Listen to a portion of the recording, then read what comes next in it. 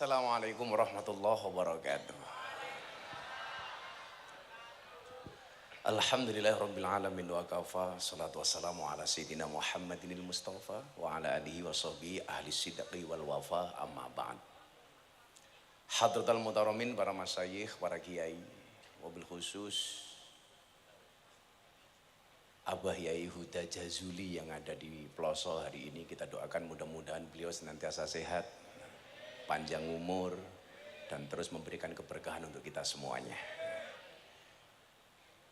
Dan juga Abah Huda Junior yang hadir malam hari ini, Kiai Haji Abdurrahman Al-Kautsar.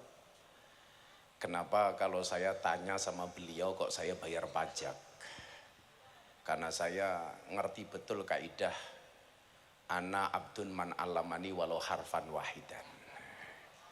Aku ki budak marang sapa wae sing ngajari aku senajan to mung sak huruf. Senajan to pitunge Gus Kausar ki kebablasan. Tapi kalau seneng duwe guru nom seperti beliaunya ini.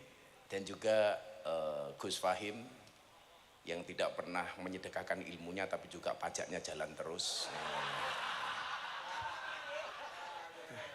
Karena begitu saya transfer Gus Kausar, Gus Fahim protes, kok aku durung. Dan juga kalau Gus Kausar, Gus Fahim ini kiai macak. Lah kalau Gus Peyek itu macak kiai. Jadi beda, kiai macak karo macak kiai itu beda. Dan juga para kiai jajaran PCNO Syuriah dan Tanfidiyah PCNO Sidoarjo yang saya muliakan. Sapa wae le? Tulisanmu kok elek banget to? Oh, tulisannya panitia. Rawuh panjenenganipun Kiai Haji Syafi'i Misbah, Kiai Haji Salam Mujib, Kiai Haji Nur Khalis Misbah, Kiai Haji Munif, Kiai Haji Zuli Soleh, Kiai Haji Soleh Qasim. Ini biasanya menyebutkan nama-nama seperti ini bukan karakter kiai tapi karakter pejabat. Wabil khusus Ananda, kalau saya manggil beliaunya ini Ananda. Kenapa? Karena Alek Pablo ini, si saudara Zaidan ini, yang saya sering bilang sama beliaunya, nggak penting kowe iki nasabe Kanjeng Nabi apa ora, sing penting kontribusimu untuk umat. Nafi'un li ghairi itu lebih penting daripada sekedar nasab. Jadi Habib Zaidan menika bin Haidar bin Umar bin Hasim bin Ali bin Yahya. Umar menika adiknya Habib Lutfi. Jadi Habib Zaidan ini cucu ponaan dari Habib Lutfi. Kalau dengan Habib Idin malah belas nggak nyambung. Belas nggak nyambung.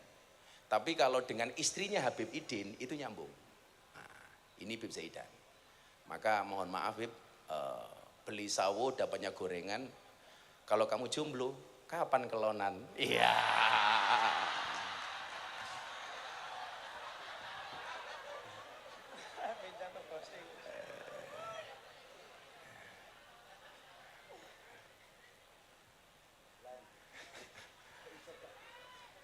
Belas Gus. Oke, jadi dia itu punya prinsip Gus, gara-gara maca hadis nih loh. Jadi bahwa dia berpendapat jomblo itu investasi. Gara-gara dia membaca man asyqa fa'afa fakatama famata mata syahidan. Sing sapa wonge jatuh cinta, kemudian dia mampu menjaga kesuciannya, dia mampu menyembunyikannya, kemudian dia mati, maka dia mati dalam keadaan syahid.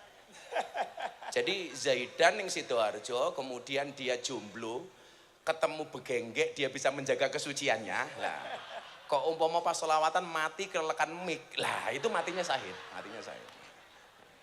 Oke Bapak, oke Bapak.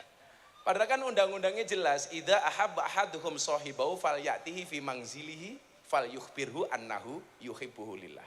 Barang siapa mencintai saudaranya, hendaklah dia datang ke rumahnya, kemudian dia berikan kabar kepadanya, "Dek, aku mencintaimu karena Allah." Ngomong, Beb. Ngomong jatuh cinta rawani ngomong mau gonta-ganti warna rambut. Ya. Apa?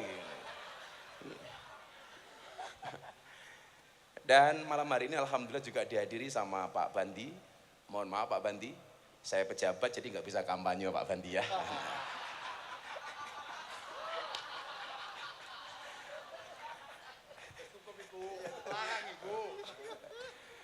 Bapak Ibu warga masyarakat Sidoarjo yang saya muliakan.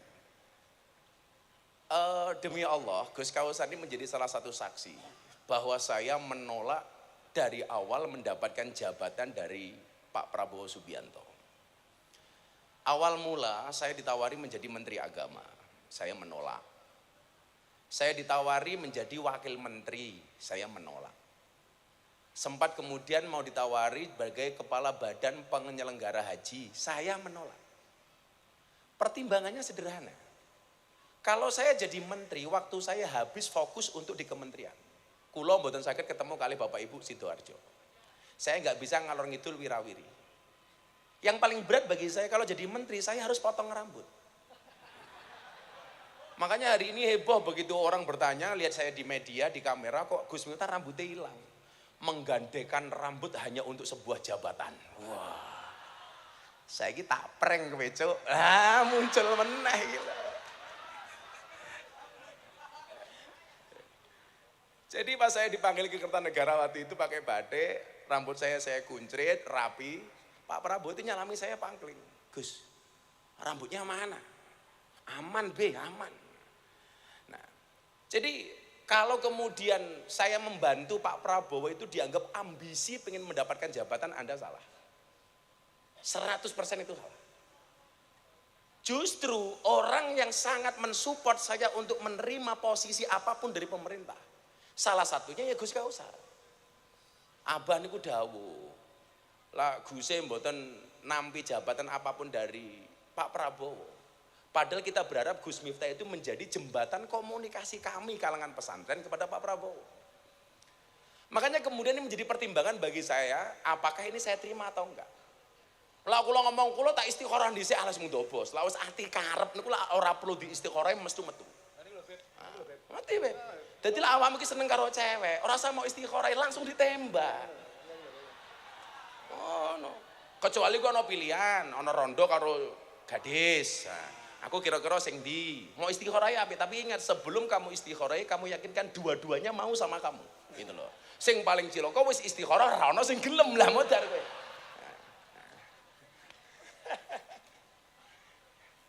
Mana kan dulu Abah pernah bilang toh, jika sholat hajatku tidak mampu menaklukkan hatimu, izinkan kulantunkan 4 kali takbir untuk mensolatkan jenazahmu. Ngono bro. Ngono bib. Paya rasa melu-melu paya, macak kiai enggak ya.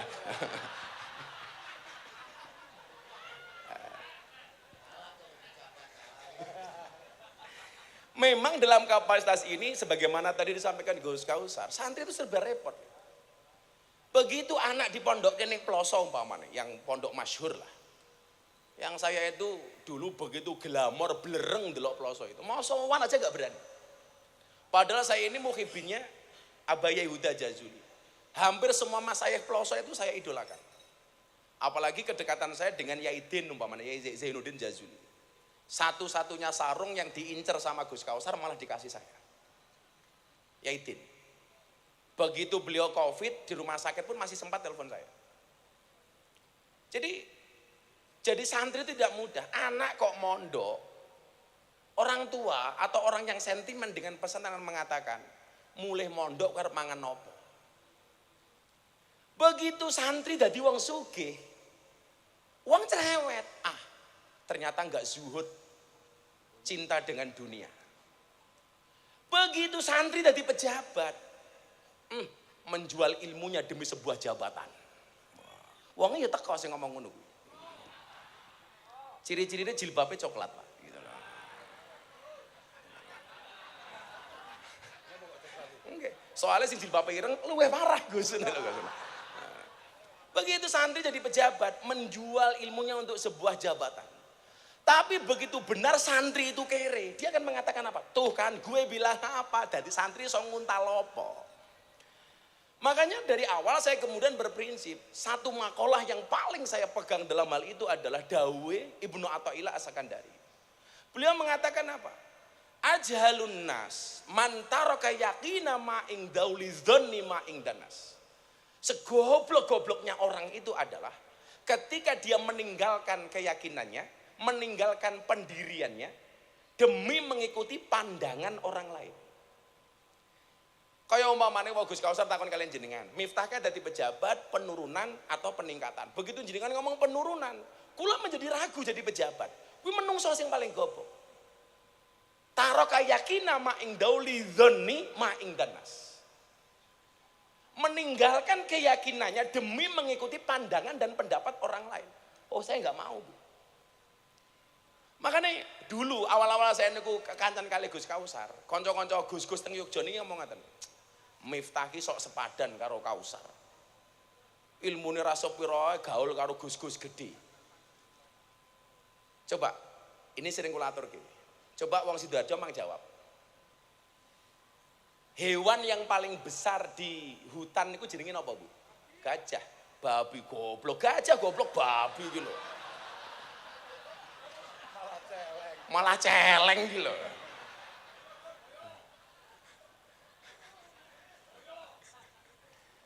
Gajah, Bro. Gajah itu badannya besar, belalainya panjang. Tetapi takdir gajah yang badannya besar, belalainya panjang tidak bisa menjadikan gajah menjadi raja hutan. Walaupun badannya besar, belalainya panjang, ora iso. Dan gajah itu banyak mempunyai sifat nggak pede. Buktinya apa? Saya itu di Lampung punya pelatih gajah. Dia tidak pernah melihat kapan gajah itu bersetubuh. Kelon nggak pernah tahu. Soalnya gajah isin, awake gede manuke cilik. Makanya saya punya kesimpulan lak wong lanang wetenge gede kuwi biasane manuke cilik. Ora percaya? Ayo sepil, ayo sepil.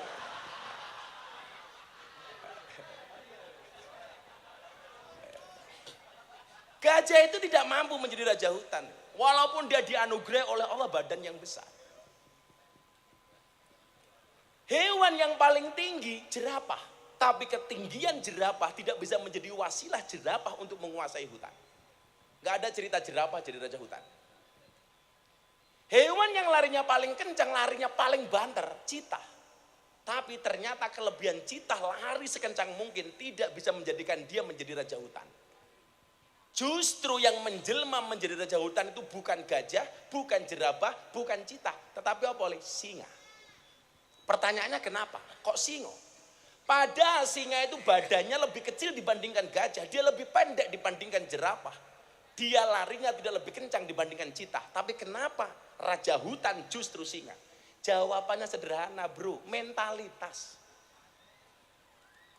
Singa itu, Pak, setiap kali melihat gajah yang dilihat makanan. Semakin besar gajah dilihatnya, semakin besar stok makanan yang dimilikinya. Di situ mentalitas singa. Singa mampu mereduksi gajah hanya sebatas makan siang. Ini soal mentalitas. Begitu saya melihat Gus besar kayak Gus Kausar. Mentalitas saya apa? Saya tidak harus takut dengan Gus Kausar. Tapi bagaimana kemudian saya bisa dekat dengan Gus Kausar supaya saya mendapat ilmu dari Gus Kausar. Itu mentalitas. Faktanya hari ini banyak santri yang tidak mau ngaku goblok. Isen nak diarani bodoh. Jaluke diarani alim. Padahal kalau saya mohon maaf diarani goblok itu jangan membuat kita kemudian underestimate. Pelaku bangga le, Miftah goblok. Loh santai, gobloknya viral, kowe pinter cangkemmu ra viral.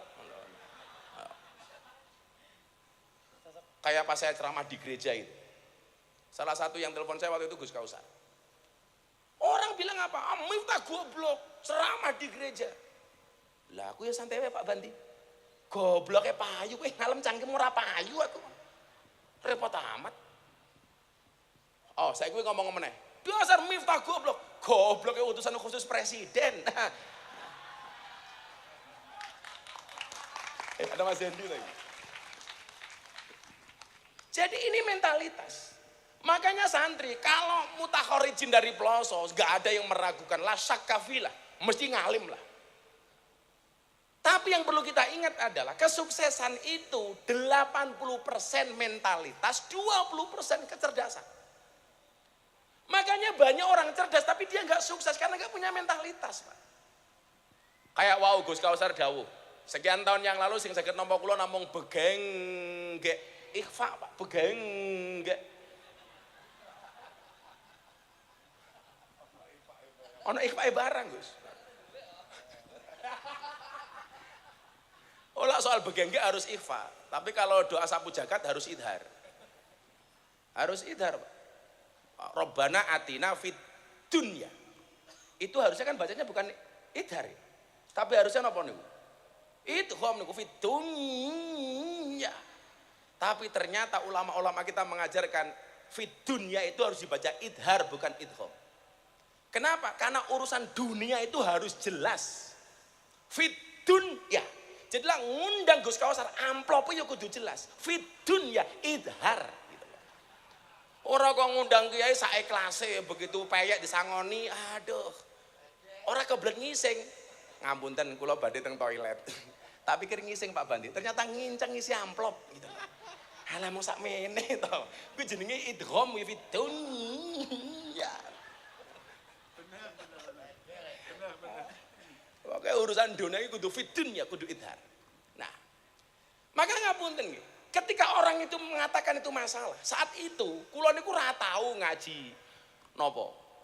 Wong kula niku mbiyen ngaji ngimriti niku mawon namung pembukaan tok. Mergo kiai kula mboten ngajari kula. Apa meneh kok alfiyah. Tapi kemudian saya orang yang progres yang tidak pernah mau berhenti belajar. Sing mau didhawuhke Gus Kausar. Begitu saya baca wal ismu minhu mu'rabun wa mabniun.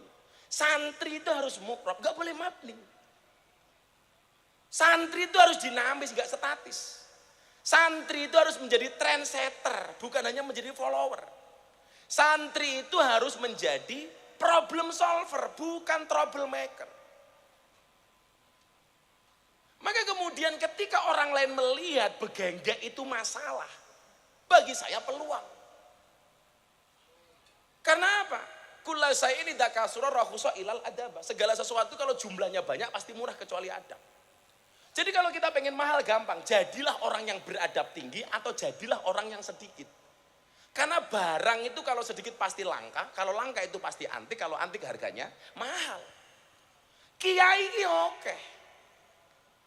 Tapi sing ngurusi begenggek jarang. Sinten Bu? Gus Miftah, berarti Gus Miftah kiai? Kok kiai begenggek? Kiai larang goblok. Kok kiai begenggek iki lho?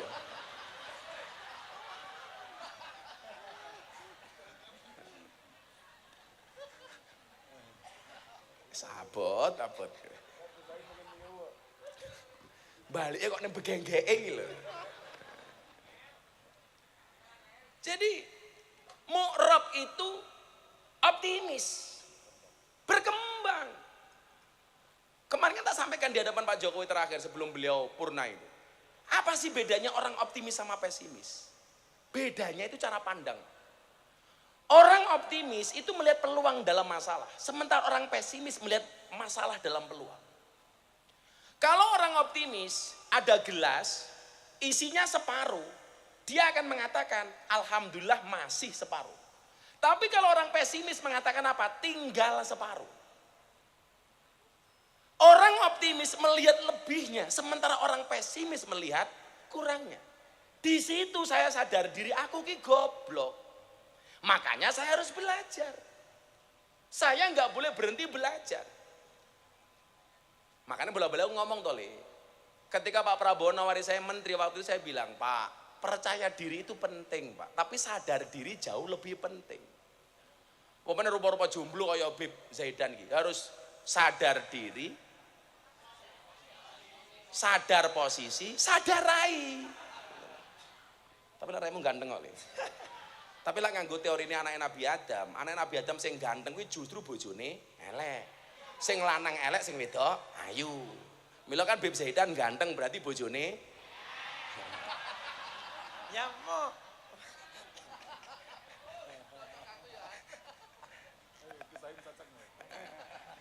Santri-santri ploso langsung batin. kok neng Jazil layu berarti Gus Kausar.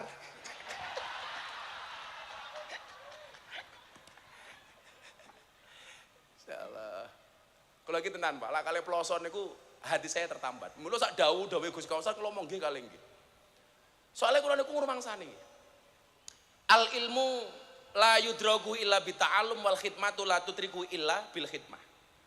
Jadi lawang kaya kula niku ngrumangsani bodoh, satu-satunya supaya saya mendapatkan barokah ilmu itu ya harus khidmah. Lah saya itulah kali Abah Yai Abah Huda. Ati kula niku betul-betul ta'alluq. Soalnya kula ngrumangsani niku wau. Satu-satunya peluang saya untuk mendapatkan keberkahan ya khidmah. Khidmah kepada kiai-kiai yang bener-bener mukhlis, kiai-kiai sing ikhlas. Makanya satu ketika kan kula diatur kali Gus Kausar sowan Abah. Waktu Gus Kausar matur ngeten kali Abah, "Bah, Gus Miftah niku lak diundang pejabat, diundang BUMN niku larange ra umum, Mbah." Saya pikir waktu itu Abah Yaidah niku duka-duka marah-marah, ternyata mboten lho. Ki santri-santri ploso yo. Saksine Gusmu. Waktu itu beliau mengatakan apa? Ro'a itu ahakul hakul mu'allim. Hak sing paling hak iki hak guru. Sehingga saya pede, maka kemudian mengkreat diri saya seperti itu. Awal mula lah ngeten Pak Bandi. Kula niku diundang oleh pejabat, pengusaha batu bara, kali penyanyi dangdut yang lagi tren waktu itu. Kula kon ngaji 1 jam, penyanyi dangdut nyanyi 4 lagu. Mulai acara waktu itu ya. Penyanyi dangdutnya disangoni 150 juta. Kiai ini sing ceramah disangoni 75 juta. Itu di hadapan saya Pak. Langsung tak balik Pak pejabat wis ora usah disangoni saya. Saya mulai. Sudah sing disangoni penyanyi dangdut saja. Saya enggak usah. Begitu ke hotel pejabatnya moro teng kamar kula. Gus ngapunten, ada yang salah. Mboten ting salah Pak. Tapi sampean niku lucu. Penyanyi dangdut nyanyi 4 lagu tok, mung buka titik, jos. 150 juta. Ayo. Gus Kausar dengan segala intelektualitas dan dengan segala keilmuannya, lara ngaji niku ya Allah persiapane. Mutolaai sekian jam. Disangoni saonone. Ini enggak fair. Saya matur sama beliaunya, kalau begini cara Bapak memperlakukan artis dengan kiai, maka selamanya anak-anak Indonesia itu bercita-cita jadi artis dangdut, tidak mau jadi kiai. Soalnya artis dangdut luwih diregani daripada kiai. Di satu sisi Pak, saya akan dihajar sama orang-orang yang sok agamis ini. Tapi di satu sisi saya memberikan harapan. Bukankah agama itu hadir untuk memberikan harapan liman kana yarjullah?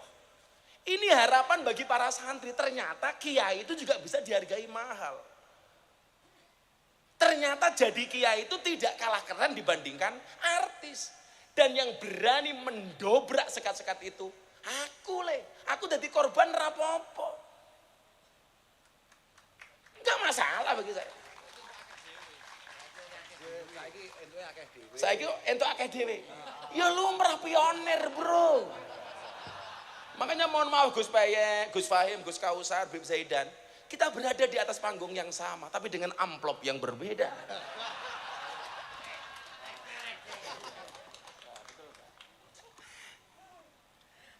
Liman kana yarjullah. Jadi ibu-ibu kemudian hari ini bisa ketika memprovokasi anaknya untuk mondok, Anda punya role model. Wih, dadi kiai iki keren ya, dari santri keren contoh sapa Gus Kausar.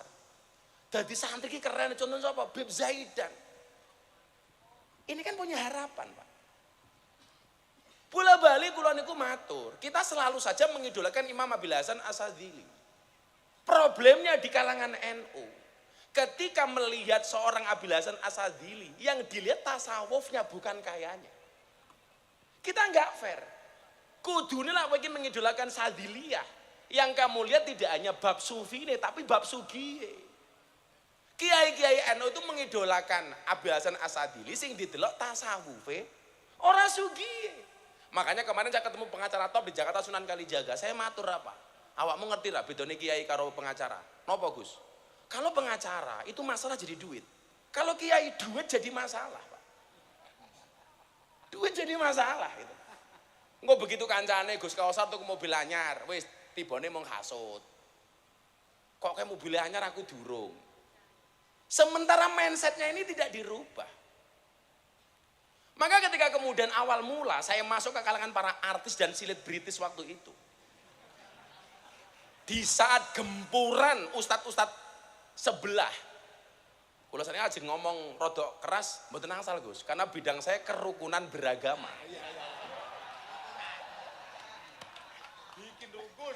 Bikin rukun. Gitu. Kalau ingin matur, saya mau bikin rukun Pak, tapi problemnya orang Indonesia itu karakternya banyak seperti wasit sepak bola. Lari ke sana kemari mencari kesalahan orang lain. Memang, sing paling cilaka sekarang banyak orang Indonesia karakternya seperti wasit tinju. Jadi ono wong rangkulan, dipisah, wong antem-anteman dijarke kan bajingan wile. Wasit tinju. Padahal kudune kaya awake dhewe niki lebih banyak belajar dari tukang beca. Tukang beca itu orang paling sabar sedunia li. Nunggu penumpang ora teko becake tumpaki dhewe li. Sabar dia. Aku tahu ndelok tukang beca itu abrak mobil diar, becake rusak ora nesu Pak Bandi, malah nyanyi. Matane, matane, matane.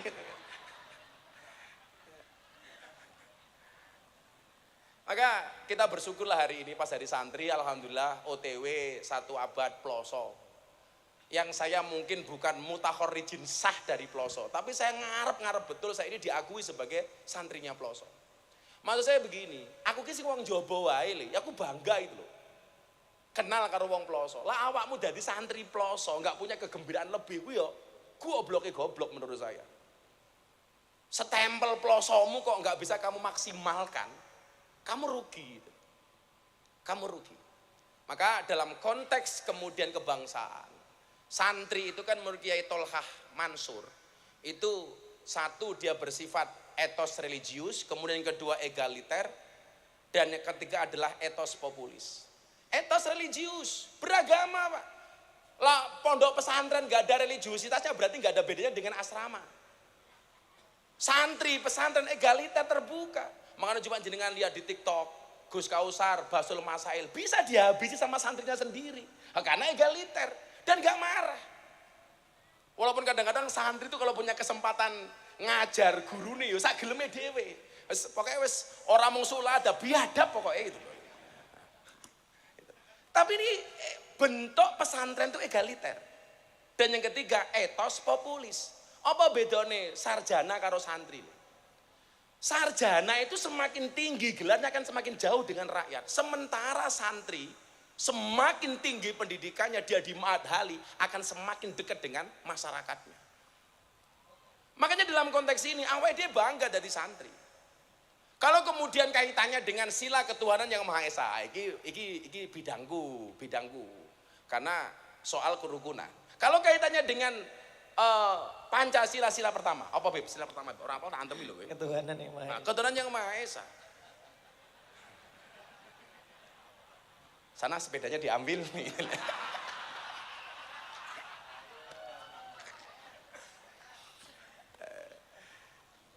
Ini santri berada pada posisi yang dia wasatiyah tidak ekstrim kanan maupun ekstrim kiri. Wa kadzalika ja'alnakum ummatan wasatan. Ekstrim kiri dia tidak ateis, ekstrim kanan dia tidak mengenal pluralisme agama. Kalau bahasanya Mbah Hasyim Muzadi niku riyen napa Gus Kausar, pluralisme agama itu agama tahu campur. Karena pluralisme agama itu menganut paham semua agama itu sama. Jalan untuk menuju Tuhan. Dan ini Gus ngapunten, ini menjadi wasilah Deddy Corbuzier masuk Islam ya gara-gara ini sebenarnya. Gara-gara dia bertanya apa pandangan Gus Miftah terhadap pluralisme agama. Saya bilang, saya enggak setuju ketika orang mengatakan semua agama itu benar titik. Saya enggak setuju. Semua agama itu benar bagi penganutnya. Karena inna dina indallahil Islam. Bagi kita orang Islam harus mengatakan agama yang paling benar menurut saya adalah Islam. Tapi undang-undangnya apa? Wala tasubbul ladzina yad'una min dunillah fayasubbullah adwan bighairi ilm. Kita enggak boleh menghina agamanya orang lain. Dalam konteks itu Pak Kiai, saya itu sering dibilang kebablasan gara-gara saya mengatakan begini. Selamat Natal untuk kawan-kawan saya Kristiani. rayakanlah Natalmu dengan sukacita sebagaimana aku Miftah merayakan Idul Fitri dengan sukacita. Saya dorong orang Islam untuk masuk ke masjid. Kenapa? Karena masjid itu menjadi wasilah kebaikan dari orang Islam. Karena kalau orang Islamnya baik, orang Kristennya aman. Saya dorong orang Kristen untuk masuk ke gereja. Kenapa? Karena gereja itu menjadi wasilah untuk menjadi orang Kristen yang baik. Kalau Kristennya baik, Islamnya aman. Kalau Kristennya baik, Islamnya baik, Hindunya baik, Budanya baik, Konghucunya baik, Indonesia aman. Maka saya bilang, beda agama itu bukan musuh, tapi partner dalam kebaikan. Itu kalau Habib bilang saya staf khusus, kamu merendahkan saya. Utusan khusus le, menghina cah cilik.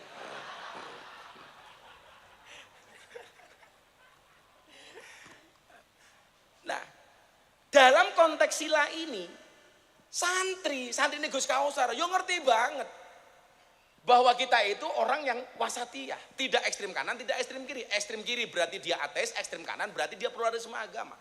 Loncat kemudian umpamanya dalam sila keempat, kerakyatan yang dipimpin oleh hikmat kebijaksanaan dalam permusyawaratan perwakilan. yo rasa nangis ngono kuwi to. Jomblo nangis. Dalam konteks itu, dalam konteks demokrasi, santri bisa menjadi apapun. Makanya boleh santri menjadi bupati umpamanya. Oleh di. Boleh. Santri bisa menjadi gubernur. Santri bisa menjadi wakil presiden kayak Kiai Ma'ruf. Santri bisa menjadi presiden kayak Gus Dur. Santri bisa jadi menteri kayak Menko kayak Caimin hari ini. Boleh. Santri bisa menjadi pengusaha, boleh. Santri bisa menjadi utusan khusus, boleh. Iya.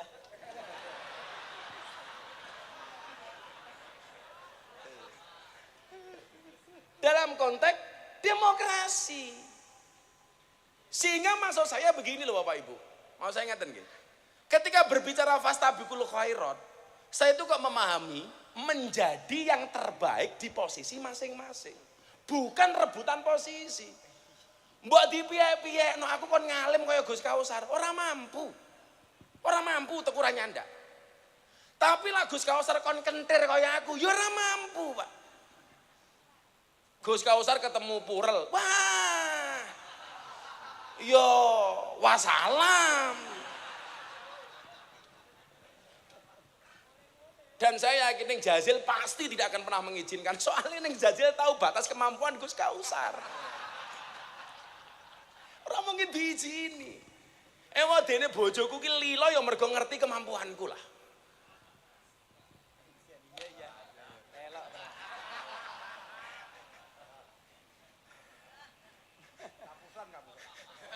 Lah Gus Kausar ki tetep piye-piye ra bakal neko-neko, Pak. Karena beliau tuh punya prinsip. Lelaki yang hebat itu pasti berangkat dari doa seorang istri. Kuwi bojone siji Gus Kausar hebat.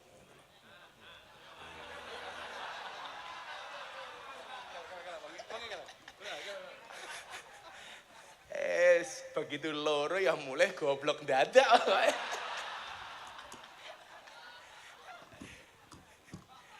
Makanya saya itu sebenarnya berat. Kalau istri saya itu harus berinteraksi dengan Neng Jazil itu saya berat. Mereka masih sendiri-sendiri saja Pak, sudah menakutkan Pak. Apalagi kalau bersekutu Gus, lah modar. Entek awake dhewe Gus. Wong wedok dilawan. Tapi memang ada penelitian yang istimewa Gus. Saya itu mendapat penelitian begini ya. 75% istri itu tidak suka dengan teman laki-laki suami. Jadi lah sing lanang nampa tamu, sapa meneh gitu. Jadi 75% istri tidak suka dengan teman laki-laki suami. Tapi sebaliknya, 75% laki-laki senang dengan teman perempuan istri. Lah itu loh. Guys. Sapa kancamu? Anak kan lebur apa-apa ngono kuwi lho, Guys.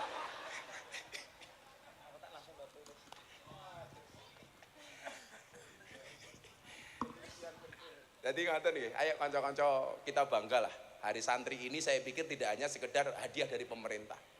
Bahwa kemudian sejarah hari santri ini kan tidak gemen-gemen Pak. Berangkat dari bagaimana kemudian pemerintah menghargai hubul waton minal iman. Artinya ini tidak hanya sekedar formalitas. Makanya yuk pesan saya satu lah. Kalau kemudian kita ngomong masalah rukun, kok saling mendukung lah. Fastabikul khairat, dadi bupati sing apik. Makanya aku orang gagas, iki Zaidan iki nasape Kanjeng Nabi tenan apa ora aku kira gagas. Nyenenge wong sakmene mbane iki wis apik cangkemule. Wis apik. Iya, iya. Iya toh? Iya, iya. Melasi loh ya Allah, ya Allah. Malah wingi seneng karo cawe wedok ora wani ngomong. Lah aku lak ngomong toh, mencintaimu adalah fakta, tapi memilikimu hanyalah kata. Apabila Antartika adalah batas tepi bumi, maka antar kita cukup hanya mengagumi. Iya. Ya Allah lele. Ini malah jawab. Jika cinta tidak direstui, maka didik bayi jadi solusi. Lah. Iya Zaidan jangan. Kue mumpung nasi Sidoarjo le. Cinta ditolak, Gus Peyek bertindak.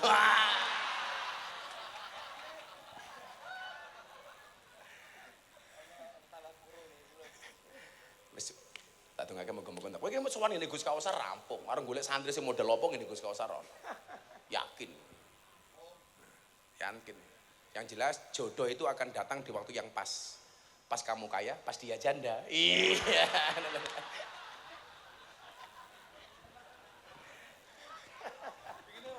Pengen rondo.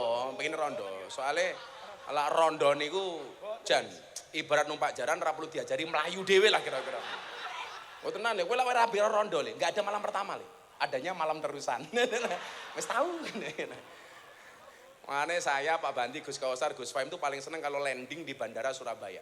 Karena bandara Juanda. Pilih ngaten ya, satu hal kemudian yang untuk kita hati-hati supaya kita lebih rukun lah. Imam Abu Fudal itu kan mengatakan begini, yaji'u fi akhir zaman aqwamun yakununa ikhwanal alaniyah wa ada asariro.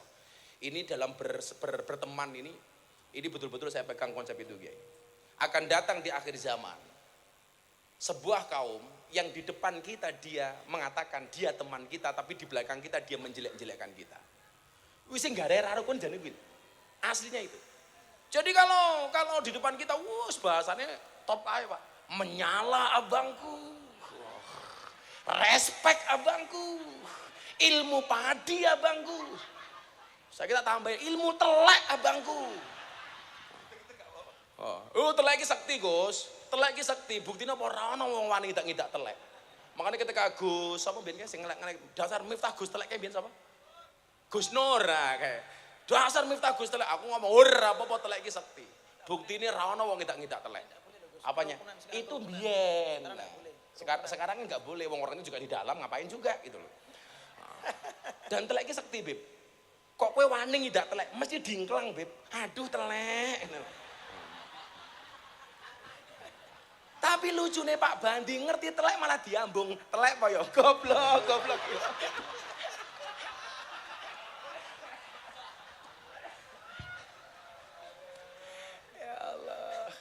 Jadi nggak usah lah kita mencari-cari kesalahan orang, ngelek-ngelek uang, semuanya bimigdari lah sesuai dengan ukuran masing-masing. Mula seneng banget kekancan orang-orang kayak Gus Kausar yang kemudian mengingatkan saya kepada la tashab man la yuniduka halu wa la yadulluka 'alallahi maqalu. Lah orang-orang ketika bersahabat ketemu kali Gus Kausar jenengan tambah alime. Delok Gus Fahim jenengan tambah khusuke. Delok Gus Peyek jenengan tambah pekoke. Itu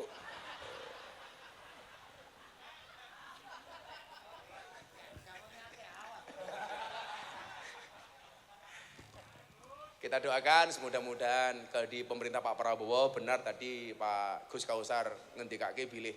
Begitu banyak peluang yang diberikan kepada para santri. Mudah-mudahan ini menjadi kabar baik bagi bangsa Indonesia. Bapak Ibu, akhirnya saya sering matur, kita lahir di zaman, banyak di antara kita yang lahir di zaman Pak Harto, tumbuh berkembang di zaman Pak SBY, mulai berkarir di zaman Pak Jokowi. Insya Allah kita sukses di zaman Pak Prabowo. Terima kasih. Assalamualaikum warahmatullahi wabarakatuh. Waalaikumsalam warahmatullahi wabarakatuh. Terima kasih Bapak Utusan Presiden.